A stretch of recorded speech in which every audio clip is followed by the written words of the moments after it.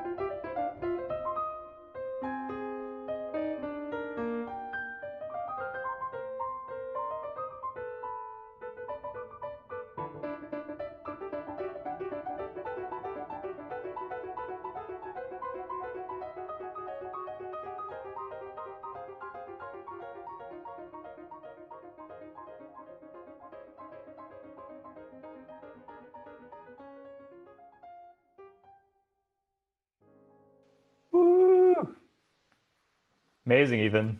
I love that so much.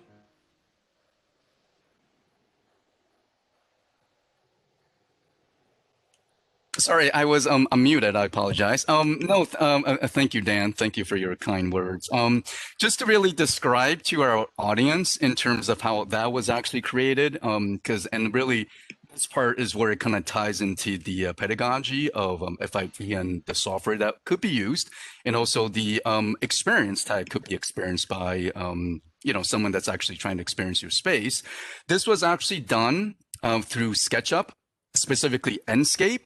And what's really fantastic, specifically with this, sorry, one second, with this actual software is that after this was created, the asset, meaning the 3D model, could now be shared with students in real time. And this is one of the links, and I think this is one of the links that Reginald will actually include on his website as an asset. So you see how right now I'm actually physically moving through the space. I'm actually doing this live in real time through a web browser, and I can rotate. So what this means is that you can essentially build a city, you can build a sculptural garden in this case, and you can send that to someone and they could essentially walk around in it, kind of like a video game. So this is what Enscape allows you to do. So I'm kind of just many ways describing the different types of format that actually could be sent to someone that would like to experience this space a little bit more. Sorry, I'm going a little bit slow. Let me go a little bit faster. Do you see how I can actually go into the actual space? I can turn around and I can actually walk around in the physical space. So that's one asset that was developed as part of the exhibition.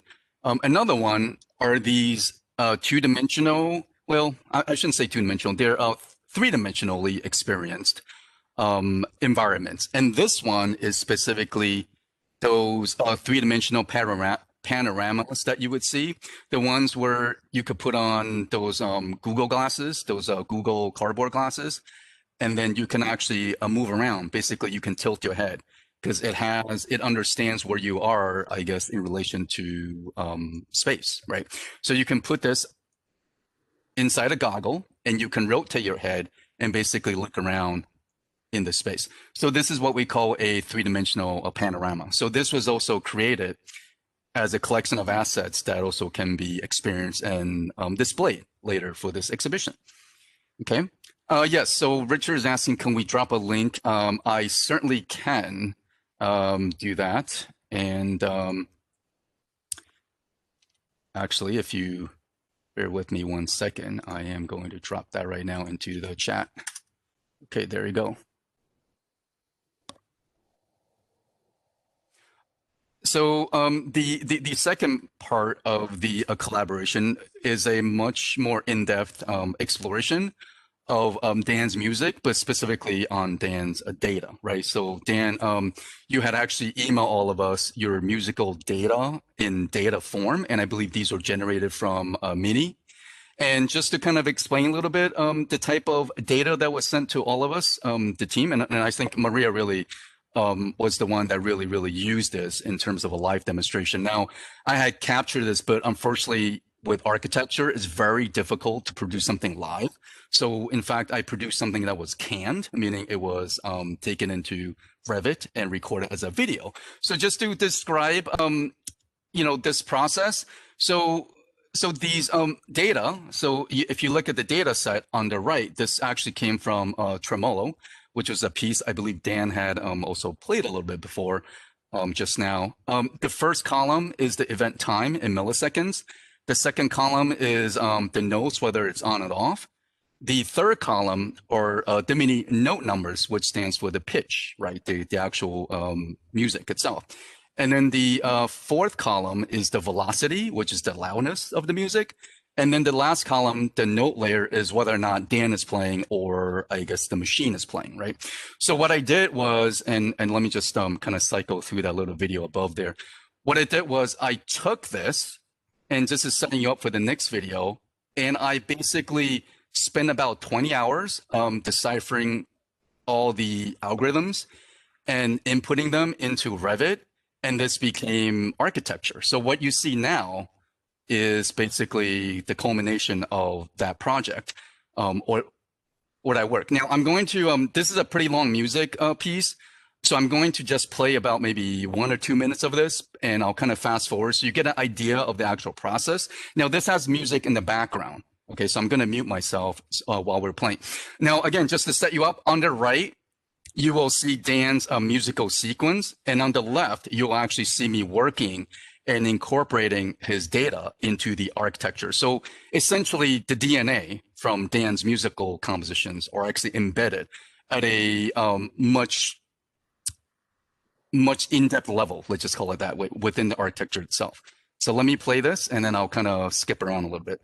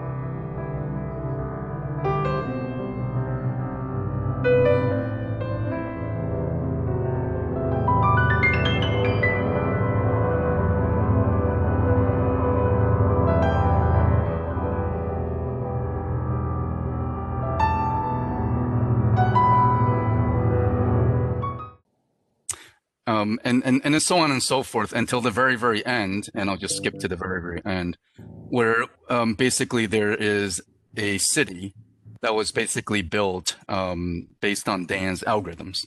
Okay. And then the next part that I'm going to show is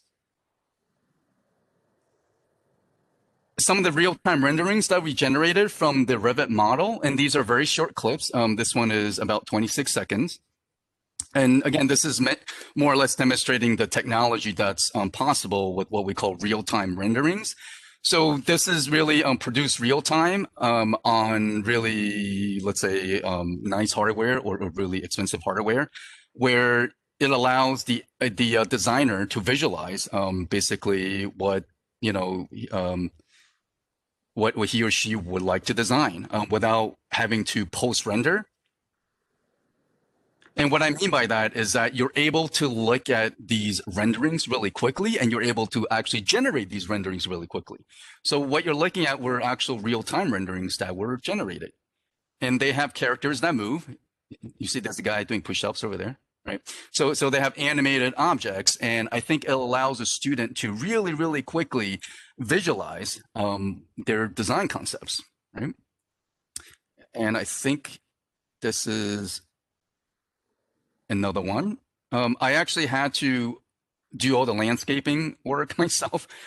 So essentially at the end of the day, I mean, we really built a nice little, you know, city complex for Dan. And I think the joke was during one of our meetings, people were asking like, what is this building? What is it exactly? So we really don't know what this is. So it's it's unknown, but we thought maybe it could be some kind of a musical foundation, you know, dedicated to Dan somehow. Okay. And I think someone jokingly said this could be a casino, you know, like Foxwood. But okay, so another thing is another asset that we created as part of this exhibition is that we actually created a 3D Dantown. So Clint is saying Dantown. So we actually created more panoramas. So these are two-dimensional panoramas that you can, I guess, hook up into those glasses, those Google glasses, and you could, you know, put this into your phone, and then you could hook up your phone to those glasses, and you could actually tilt your head up and down, left and right, to kind of experience this three-dimensional panorama. Now, this is not quite a sort of like a walkthrough, kind of like the video game version of Dan's sculpture that I was showing you before. But this is, I think, pretty good for you to kind of experience the space in that you're able to kind of look up and down all around the space, all in real time. So this is another asset that we actually generated as part of this collaboration. And then this next part, it's sort of, it's a little bit more technical, and I kind of want to also do this with Carmita. So Carmita is going to jump in a few seconds. So what we did, so all the renderings that you saw before were, you know, generated, right? So those are kind of the end products. Now I just want to talk a little bit about, you know, just for the students that are looking at this presentation right now, exactly how we did this. Now, in the very beginning, we actually wanted to create something that was dynamic, meaning that it was programmable, and I wanted to really ask myself, can interior design space actually respond to Dan's live music? You know, a physical piece or something that was done software-wise. Now that's very hard because of the limitation, I think, because of software and hardware. It's just that generating three-dimensional architecture, it just, you know, it's still relatively complicated at this point in terms of hardware. So one thing that I did want to look at was a Revit Dynamo, which is what you see here. And this is what we call a visual programming software, very similar to Grasshopper, like in Rhino, what Michael and also Suzanne mentioned before. So this was something that I looked at before where I could input Dan's music directly, and somehow you see how the ceiling here would go up and down. It would dance according to his music. But unfortunately, like I said, with hardware limitation, I don't think this could be done live. This would have to be post-processed, which is kind of what I did moving forward. So, and also just to show you how our students were involved. So Carmita, and I'll let Carmita explain her portion in 30 seconds or so. Just to give you an abstract, a summary of how this is done, all the cladding that you see on the skyscrapers and also on the base building. So it's done in a module. So on the upper right-hand corner, you see this is what we call the curtain pattern base family in Revit. What you would do is you would design a very small assembly, a very small curtain wall assembly, or it could be just like a block, imagine as a 3D block. And the essence is to map these 3D blocks into 3D masses, right? Which is what you see here on the right. So, and what you see on the left here are the end result. So what I did was just as a demonstration, I created a 3D asset of this, which will be included as part of Reginald's web exhibition that he's doing for this exhibition. This right here, you can see, would allow students to also kind of walk through the space. You see how I can kind of like walk through the space, and you could really experience the different type of, I guess, architecture or interior design space, whether or not these are walls or, you know, anything you could think of, maybe exterior building cladding or interior walls. So the notion is to take a small assembly and then wrap it around a series of objects, right? Three-dimensional objects. So that's really the gist of what I did for Dan's architecture. Now I'm going to then pass this over to Carmita, who will then describe how her students were involved with this particular project. So Carmita, would you like to take over? Sure. Well, thank you, Ethan. That was great. So in the conversations that we had with Ethan, we wanted to figure out how we will get our design technology students involved in the project. And we found out that a couple of years ago, one of our students had taken a math class. And in the math class, she had to design a pattern for a floor tile. And she submitted this in a competition, and she won the competition. But it was not in an interior design class, it was in a math class. So we wanted to use some of what we had learned from there for our students to design that using AutoCAD in Design Technology 1 and participate on this competition. Well, then COVID-19 came and we couldn't complete the project, but Ethan was working on this and we figured out that the following semester, we had already been looking at how the students will be not taking AutoCAD anymore, but they will be taking Revit. And there was an opportunity for them for Ethan to start experimenting with the possibilities of what the students will learn going from Design Technology 1 to Design Technology 2.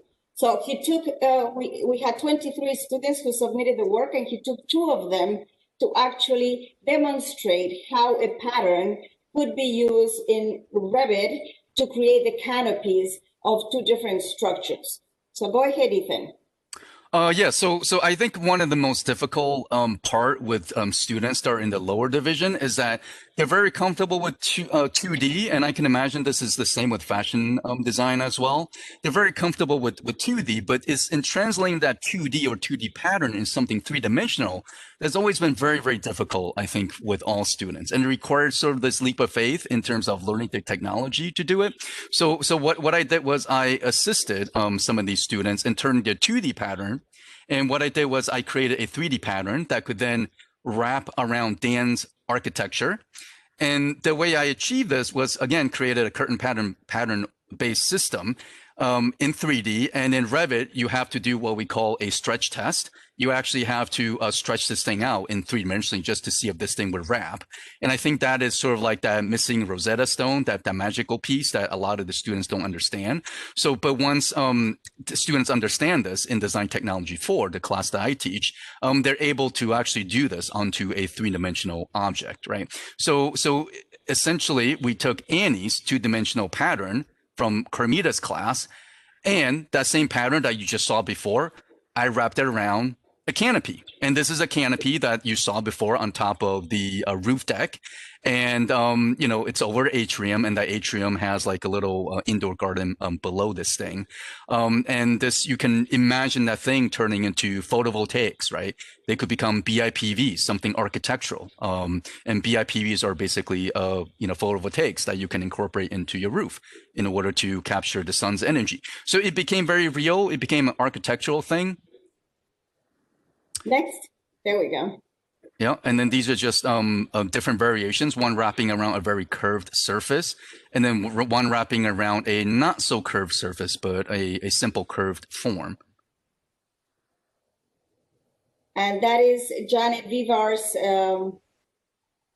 design for the floor tile, which again, Ethan took it so that he could also incorporate it in this project. Go ahead, Ethan. Yes. So this is Janet. I thought this was Janet's form was quite different from Annie's form. So I decided to explore, you know, not something that was circular, but something that was a little bit more fragmented. And so this was the 3-dimensional form that I generated. And again, with Janet's model, we did this stretch test in Revit just to see if this thing can actually stretch around a surface. And then using the same the same method, we wrapped Janet's form around this really, really organic canopy, right? That actually it's a pretty interesting, you know, a 3D shape. And then we also wrapped it around a very basic curved surface, right? And so these are 2 examples of how to actually wrap something that's 2-dimensional into 3-dimensional form. And as part of that asset, we also created something else, which was this thing. So this was actually done with in Revit, but this was actually put into Fusion 360. This is their website. So you can actually now put an entire model, and you can actually kind of rotate around Dan's model. Again, all of these assets will be included when Reginald is done with his part of the exhibition website. All these assets will be there. So you will be able to click on these links and you can zoom in, zoom out. Now, what's great with this particular experience is that you can design something and you see how there's this navigation bar down here. I can essentially zoom in, let's say here, and I can click on this first person view. It gives you the keystrokes on how to navigate, essentially turning it into like a VR experience. you click on OK, got it. Oops, I dropped a little bit too far. Sorry. Okay, so let me back up. But essentially, you kind of get the point where you can kind of move around the three-dimensional space, and you could kind of go in and out of the space. Sorry, I dropped a little too far. I should have dropped myself off at the top. But in any case, you get the. Actually, let me try this again. Let me drop myself. Okay, there you go. Whew. Trying to make sure I drop onto the right place. Okay, there you go. Okay, so now I drop myself onto the roof. I can use my keys to then navigate through the space. I can walk around basically the architecture, and I could turn my head and I can view, what is there. Right now, this is not a fully rendered model. This is just a very simple one where you can kind of move around. So I think this is one amazing asset that's really also going to change the way we look at design, the way we experience design. It's different. It's not even renderings anymore. This is much more interactive. You can play this now like a video game. So I think this is just really, a couple of interesting things that are just demonstrating, what is capable now, what's out there. So this is now. This is not even like the future. This is now. This is what we can do right now. Okay. Now the next part is quite a treat, and I'll let actually Carmita present this all by herself because this is really awesome. So here was the interesting part for us. I think that looking at what Ethan was showing me on all these walkthroughs, I think it will be fascinating if people could listen to dance music as they do these walkthroughs, because now they're really experiencing what's happening there. There is a dialogue between the different towers, the impulsive and the rational, and you can feel the improvisation. So I asked Ethan, how this model was going to be 3D printed. And he had sent it to the faculty research space, and something didn't go well. And it turned out that I had my son at home, and he had his 3D printer. So we put the project through, and when we waited to see how long it was going to take to print, it said 13 days and 8 hours.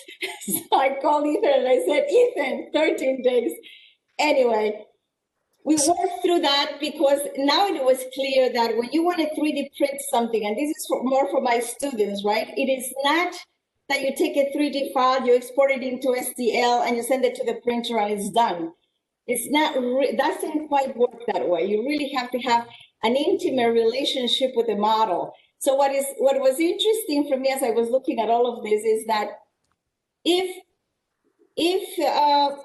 Dan could actually play the music and the 3D printer could follow on it, you could see how the whole thing is being created. So it was very, very interesting to just try to see what was happening in there, because you can see the shapes that are being created.